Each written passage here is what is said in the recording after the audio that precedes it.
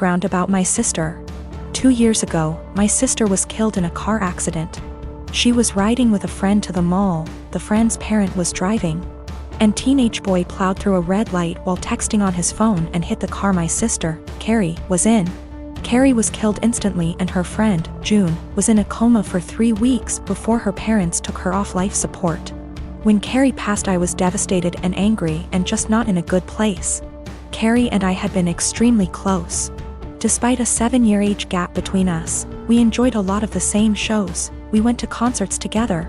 We volunteered together, and I took it upon myself to guide Carrie like any big sister would do.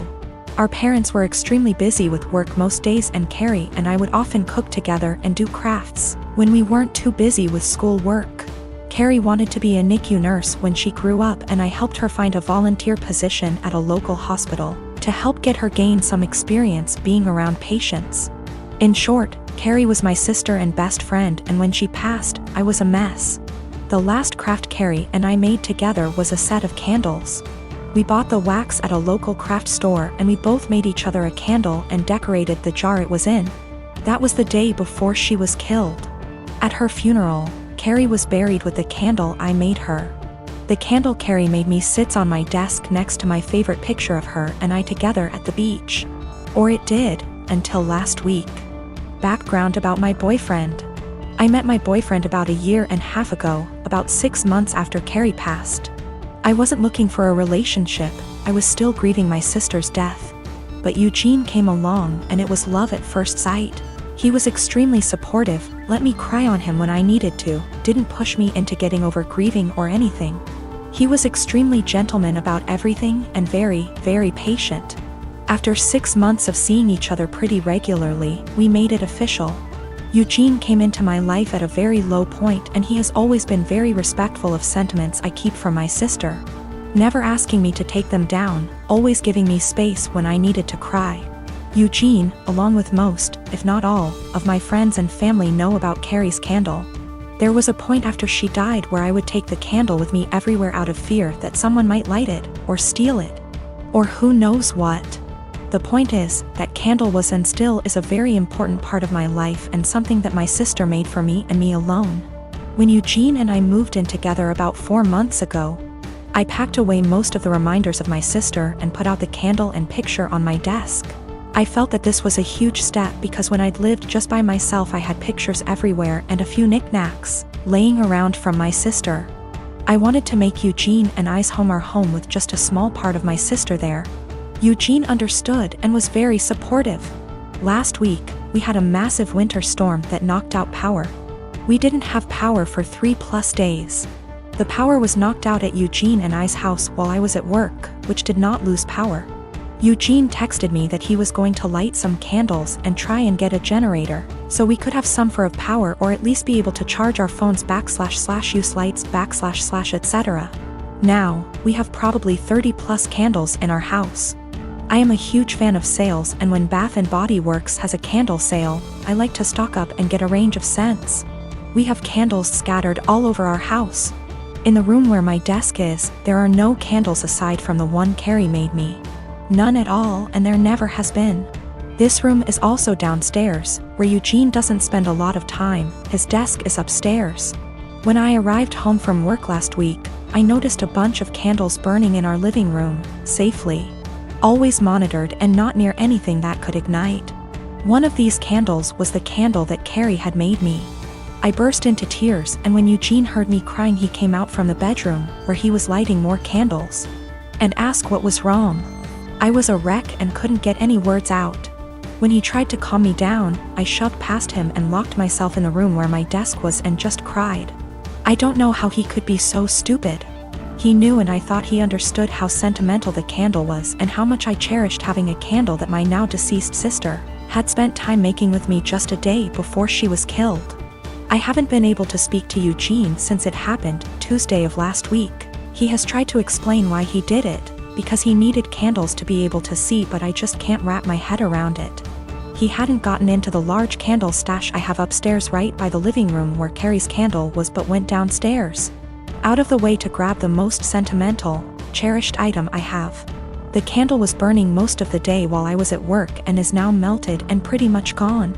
I do still have the jar it was in, but I can't look at it without bursting into tears. Eugene says it was an accident, but I just don't believe that. He said he was getting around to lighting the candle surplus we have upstairs, but just hadn't gotten there yet. After being home 6 hours alone with no power. I am heartbroken and feel like this is a major slap in the face. I feel disrespected. I feel like he disrespected my sister. I just don't know what to do. I don't feel like I can forgive him for this. I am 45 male and have a step kid, 15 female, with my wife. I can say that me and her parents' house are very different. I don't think that she shows any patience with them, and I don't like that. For some reason that I do not know, whenever she wants to punish her, she will make it seem like she is going out to do something or save the punishment for when she leaves for work, so it's my responsibility to punish her.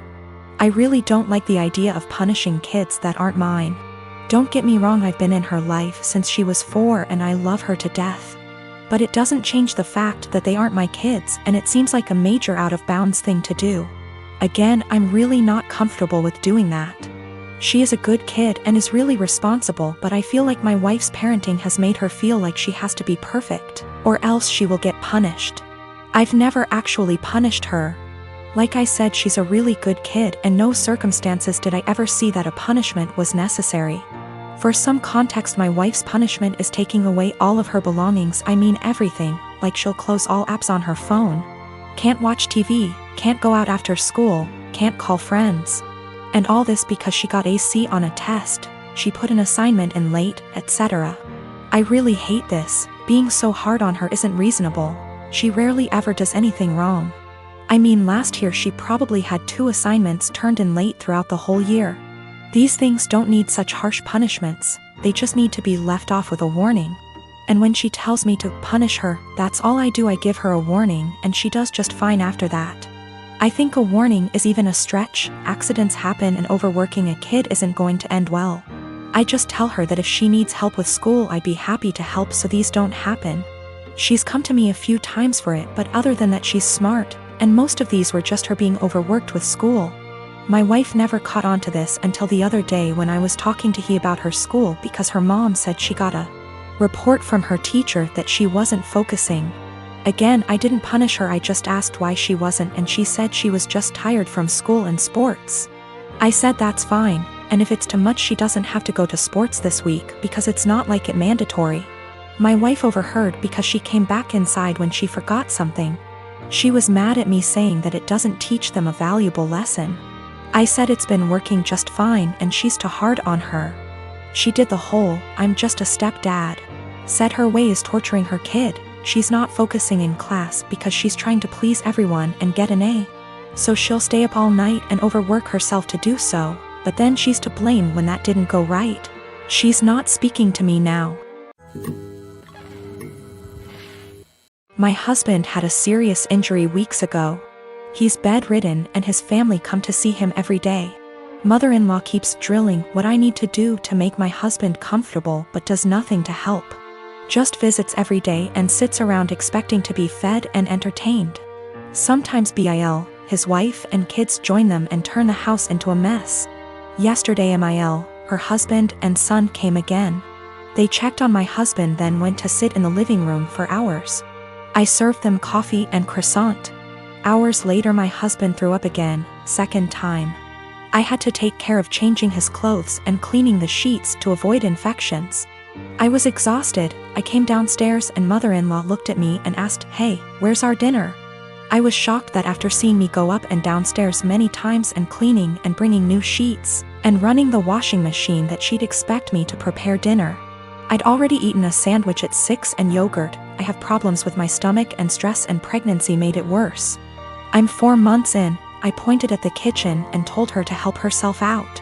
She gave me a look, then said she didn't expect me to ask her to cook dinner at my house. I said I didn't expect her to ask me to cook dinner while I'm taking care of her son. She started arguing about the way I spoke about my husband, saying as his partner. This is the least I could do, and called me unhinged for throwing in her face that I'm helping my husband.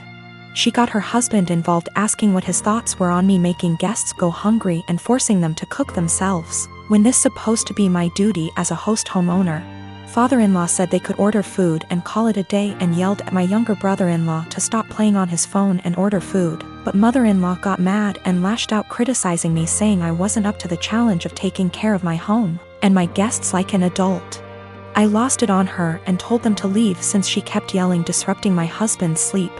She left after saying she felt sorry for her son and grandbaby with an aggressive wife and a mother like me. She told everyone, and my older brother-in-law said he understood I'd a lot on my plate, but lectured me about how I should have respect for his mom, who was a guest, repeatedly saying if that was his wife she wouldn't have acted this way, and that I shouldn't use taking care of my husband against them. He asked me to apologize, but I didn't. I met my friend Chuck about 1.5 years ago. We were both part of an online local group for single parents, and eventually met offline with other group parents. I have known Britt since high school. Chuck's wife died of childbirth complications the day their daughter was born, more than 2 years ago. Britt is a few months out of a 9-year relationship. Both of them have expressed wanting to meet other people, and I thought they'd be good for each other because of common interests, and we all have kids of similar ages. 2 days before Christmas, Chuck and Britt went out on their first date. I kept Chuck's daughter at my house so the two could have some more time together without him having to worry about the baby. The plan was for her to spend the night. She's done it before and gets along great with my 3-year-old girl. But Chuck knocked on my door at 11 p.m. to get his daughter. He barely said a word to me, and I could tell he had been crying, but he wouldn't tell me what was wrong. The next day, I asked Britt what happened. She said that they had dinner and a couple drinks. Things were going excellent. She said she felt like they had great chemistry and were even getting physical at his house. But he suddenly told her to stop and to leave immediately. She swears that she has no idea what she did wrong and is really hurt by the whole thing. I believe her because she is really sweet and social. I've never seen her do anything to piss anyone off. I tried to talk to Chuck at the same time to get his side of the story and see what went wrong. All he said that he wasn't feeling it and didn't want to discuss it further. I didn't push it, but when I went to wish him a Merry Christmas a day later, I saw he had deleted me from his social media. I texted it to him instead and asked, "You okay?" But no response. I am seriously hurt and don't know what to do. Chuck has become one of my closest friends, and our daughters are the best of friends too. I am really worried that this has something to do with his wife. And I want to apologize if he felt like I was pressuring him to date after her death. At the same time, I don't want to overstep boundaries and bother him when he's having a hard time. It's been over a week and I'm worried / upset.